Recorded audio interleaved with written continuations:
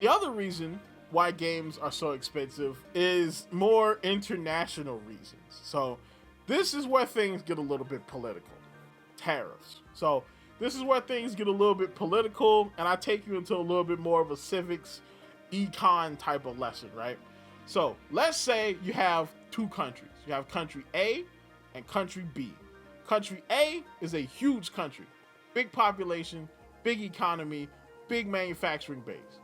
Country B, smaller country, smaller economy, smaller population, smaller manufacturing base.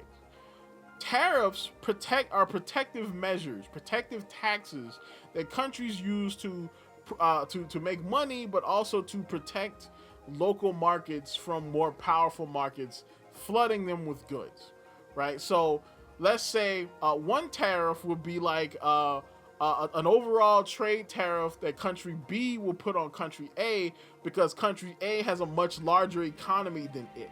And a much larger economy means that its goods are cheaper because they can make more of them.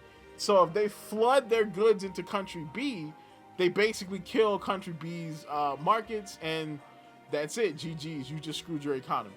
And now all your people are buying cheap goods from other countries. So that's why they would have a blanket tariff on country A. Country A doesn't necessarily need to tariff country B because country B's economy is smaller and it's not really a threat to country A. But let's say country B is a world producer, a world leading producer in avocados. All right, because let's say it's like equatorial or something, right? Okay, so country B is equatorial country and they produce like a booty load of avocados.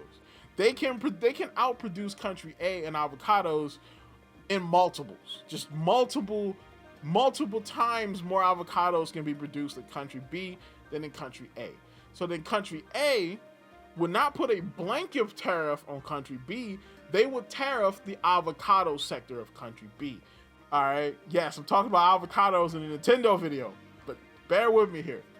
So now what's going on now is the country A is doing what country B was doing the whole time. They're putting a blanket tariff on country B, even though they don't necessarily need to, mainly because of trade deficits. Trade deficits exist anyway, all right? Especially when you have the largest economy on the planet.